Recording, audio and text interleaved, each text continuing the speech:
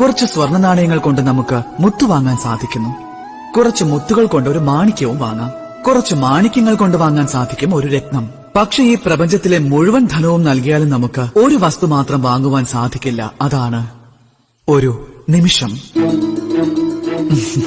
എന്തുപറ്റി? സത്യം മനസ്സിലായോ നിങ്ങൾക്ക്?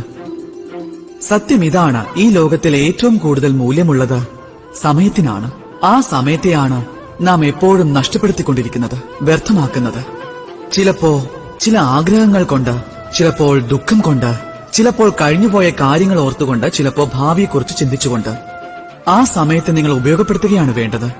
ആ സമയത്തെ ഉപയോഗിച്ച് നാം ധനം ആർജിക്കണം, മഹത്തായ കാര്യങ്ങൾ ചെയ്യണം, എന്നിട്ട് നമ്മുടെ വ്യക്തിത്വത്തെ വികസിപ്പിക്കണം, ശുഭകർമ്മങ്ങൾ ചെയ്യുകയും വേണം. അപ്പോൾ പ്രസന്നത വർദ്ധിച്ചുകൊണ്ടേയിരിക്കുന്നതാണ്.